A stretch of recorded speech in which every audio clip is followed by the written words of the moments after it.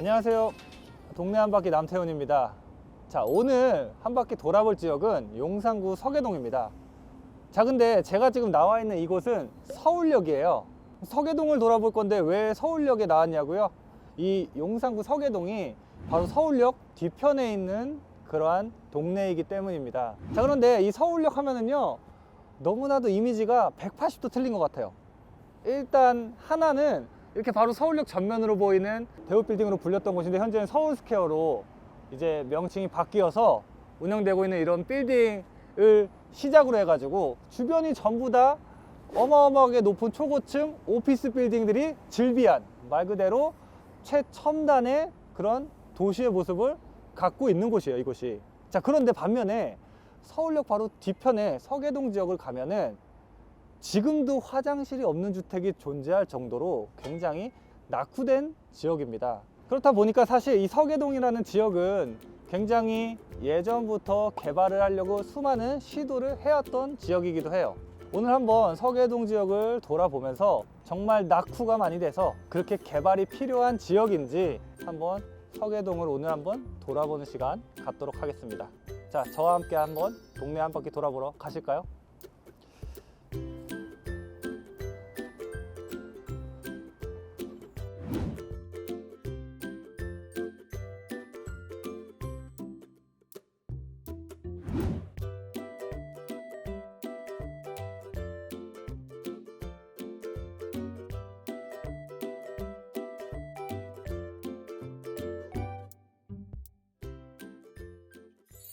자, 이제 서계동에 도착을 했습니다. 지금 좀 분위기가 좀 다르지 않으세요? 사실 오프닝 촬영을 하고 바로 이제 서계동 촬영을 했어야 되는데 지금 날짜가 바뀌었어요, 사정 때문에. 그래서 다음날 와서 지금 저희가 촬영을 하고 있는데 이렇게 눈이 옵니다.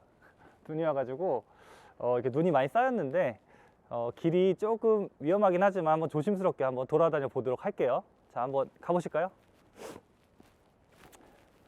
자, 이 서계동 지역이 바로 서울역의 이제 뒤편에 위치한 곳이라고 보시면 돼요. 그래서 이 서울역의 어떤 인프라를 그대로 누릴 수 있는, 한마디로 입지가 굉장히 좋은 곳입니다. 그런데 이렇게 입지가 좋은 반면에 보시다시피 어떤 이제 주거 환경, 주택가들 자체는 굉장히 열악하다고 보시면 돼요. 이렇게 눈이 굉장히 미끄럽네요. 네. 염화칼슘 뿌려놨는데도 좀 오늘 눈이 많이 와가지고 눈이 좀 쌓인 모습입니다. 집들도 보면은요, 이렇게 굉장히 낮죠. 층고가 2층 정도 되는 집들이 주류를 이루고 있고, 이런 단층 집들도 있어요. 단층 집들도 있고, 좀 보면은 제가 지금 길을 걷고 있는데 길이 굉장히 좁죠.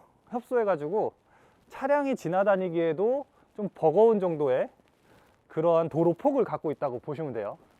그리고 역시 좀 굉장히 낡은 주택가들의 공통적인 부분인데, 집들의 간격이 사실상 없어요.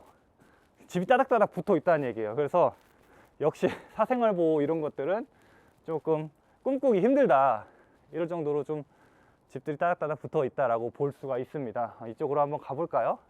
이렇게 이런 골목들 같은 경우에는 차는 못 지나다니고 아마 사람들만 이렇게 왕래를 할 수 있겠죠. 사람들이 왕래를 하더라도 이제 한 명씩 아마 이렇게 걸어야 될 거예요. 교차하기에는 좀 굉장히 좁네요.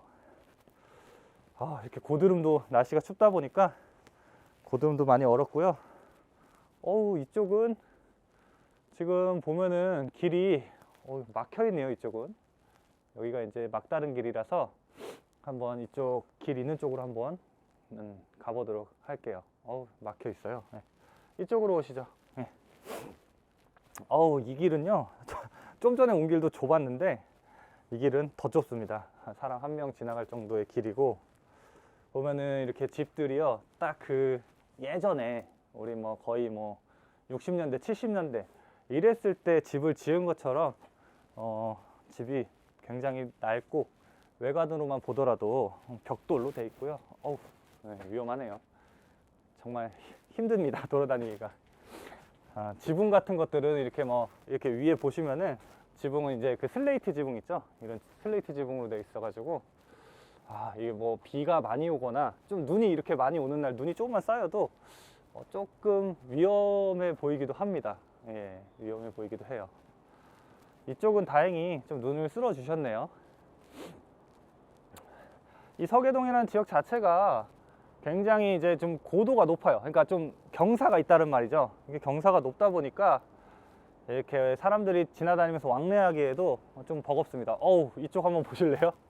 계단이 굉장히 높습니다. 계단이 경사가 엄청 높은데 한번 이쪽으로 한번 경사가 높은 곳으로 한번 가보도록 할게요.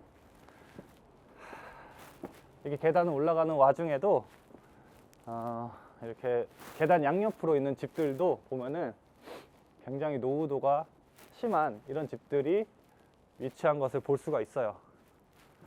이쪽도 길이 아마 좀 막다른 길인 것 같네요. 길이. 서계동이 사실 이렇게 서울역 뒤편에 지금 제가 와 있는 이 지점이요, 사실 서울역에서 걸어서 오면은 한 10분 안쪽에 올 수 있는 그러한 지금 위치거든요.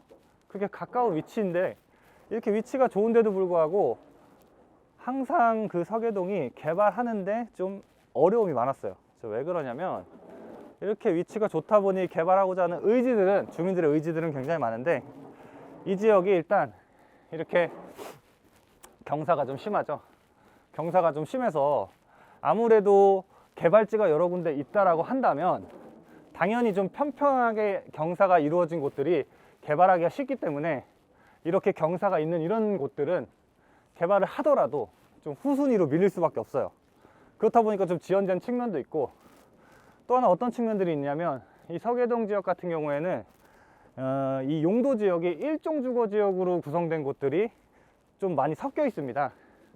자, 그렇다 보니까 아무래도 우리가 개발을 할 때 낡은 주택단지를 허물고 새로운 뭐 어떤 주거 환경을, 주택단지를 조성해 주는 것도 물론 좋은데, 그런 의미와 또 한 가지 또 중요한 의미가 있잖아요. 사업성이죠, 사업성. 아니, 돈이 안 되면은 아무리 낡은 곳을 깨끗하게 해야 된다는 명분이 있더라도 사실 개발이 진행되기가 쉽지 않아요. 그래서 일종 주거가 섞여 있는 바람에 이곳이 이렇게 위치가 좋음에도 불구하고 그동안에 개발이 안 됐던 그런 요인 중에 하나였습니다.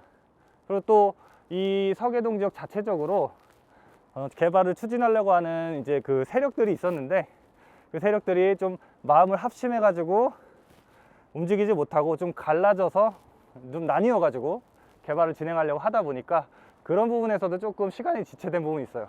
이쪽 한번 찍어 주실래요? 야, 여기 밑에 이렇게 보이시나요? 집들이요, 이제 기와 지붕으로 된 집들도 많이 있고요, 뭐 이렇게 뭐 천막 같은 걸로 위에 쳐놓은 집들도 있고, 집들이 이게 딱 봐도 낡은 집들이 너무나 많습니다. 정말 이거는 그냥 단순하게 개발의 관점을 벗어나서 좀 사람이 거주하는 이런 관점에서 보더라도 좀 시급하게 좀 개선해야 되지 않겠나 라는 생각이 들 정도로 좀 열악한 주택들이 많이 눈에 띄어요. 그래서 마침 시기적절하게 이번에 이 서계동 지역이 신속통합기획으로, 서울시에서 지금 좀 야심차게 추진하고 있는 이 신속통합기획 구역으로 드디어 선정이 됐어요. 그래서 이제 뭔가 본격적으로 이 지역을 개발해 보겠다라고 하는 그 첫걸음의 이제 지금 단계라고 볼 수가 있습니다. 신속통합기획으로 한다라고 한다면 아무래도 과거에 있던 일반 그런 정비서, 그 재개발 이러한 제도들보다도 좀 기간을 많이 단축시켜 준다고 하니까 사업이 원만하게만 추진된다고 한다면 좀 단시간에, 기존 재개발과 보다는 좀 단시간 안에 개발 사업이 진행될 수 있을 것으로 좀 생각이 됩니다. 근데 이 신속통합기획이라는 게 굉장히 다 좋은 제도긴 한데 신속통합기획 같은 경우에는 조금 주의하셔야 될 부분들도 분명히 있어요. 이게 무슨 말이냐면, 신속통합기획은 이제 권리산정 기준일이라고 해서 어떤 투기 세력들의 유입을 막기 위해서 딱 그 시점을 정해서 그 이후에 건물을 짓는 것들에 대해서는 입주권을 주지 않고 현금 청산을 하겠다라고 이제 어떤 그 선이 있거든요. 권리산정 기준이라는 기준선. 그 기준선이 2022년 1월 28일이에요. 자, 그렇다 보니까 그 권리산정 기준일 이후에 만약에 건물을 지은 준공이 된 건물이 있다면 그런 것들은 소유권을 취득하시면은 나중에 사업이 이제 진행이 될 때 입주권이 안 나올 수도 있어요. 그래서 그런 부분을 좀 유념해서 만약에 이 서계동 지역에 투자를 계획하고 계신 분들은 좀 유념해서 투자를 진행하셔야 하고요. 또 이제 권리산정 기준이 문제가 되고, 또 하나의 또 중요한 부분은 여기가 신속통합기획으로 지정이 되다 보니 덧붙여서 어떤 게 따라왔냐면 토지거래 허가구역이라는 또 규제도 같이 따라왔어요. 이 토지거래 허가구역이라는 거는 말 그대로 일정 면적 이상의 토지를 구입할 때 나라의 허가를 받아야지만 내가 구입할 수 있다라는 얘기인데, 이 토지거래 허가구역에서 구입할 수 있는 토지의 면적을 굉장히 낮게 잡아놨습니다. 사실상 뭐 한두 평 이 정도 수준으로 굉장히 낮게 잡아놨어요. 그렇다 보니 이거는 사실상 모든 그 토지거래 허가구역 내에서 있는 모든 토지를 거래할 때 다 허가를 받아야 된다라는 뜻으로 이해하시면 돼요. 그래서 이 허가를 받아서 취득을 하시더라도 취득을 하시려면은 실거주 조건이 따라 붙기 때문에 무조건 2년간은 실거주를 하셔야 된다는 점을 조금 조심하셔야 됩니다. 투자자분들 같은 경우에는. 보통 투자를 하실 때는 이제 내가 직접 들어가서 사는 것보다는 전세를 끼고 이제 투자를 많이 하잖아요. 그렇다 보니까 이런 토지거래 허가구역 제도로 묶여 있는 거는 조금 위험할 수 있어요. 이 부분도 반드시 참고를 하셔가지고 투자에 좀 임하셨으면 좋겠어요. 이렇게 서계동 돌아보니까 지금 이제 이제 설 지나서 지금 제가 돌고 있는데 이렇게 플랜카드 같은 것도 많이 보이네요. 이제 이 건설사들에서 여기가 이제 개발구역으로 이번에 지정이 되다 보니까 건설사들에서 이제 홍보 목적으로 이렇게 많이 플랜카드도 걸어 놓은 것 같아요.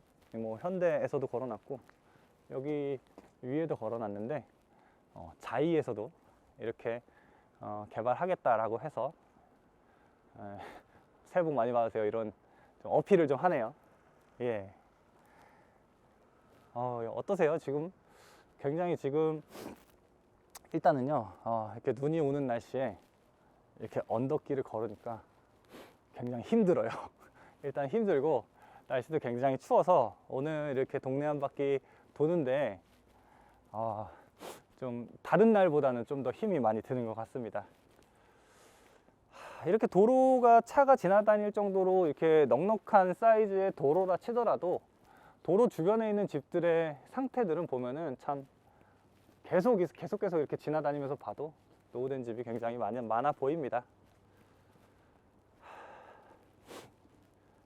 뭐 어찌됐건 간에 이번에 이 서계동 지역이 신속통합구역으로 지정이 된 만큼 앞으로 개발이 진행이 될 거고요. 그래서 이 지역에서 만약에 내가 관심이 있고 어떤 투자를 진행하고 싶다 이런 분들은 과연 얼마 정도의 투자 금액이 들어갈까 이게 또 궁금하실 수 있는데 이 지역에 투자하시려면은 만약에 전세를 끼고 투자하신다라고 한다면 최소한 3억 정도의 투자 금액은 들어간다라고 보시면 돼요. 그래서 그 정도 투자 금액으로 투자를 진행할 수 있는 이 서계동 지역이라고 말씀을 드릴 수가 있겠습니다.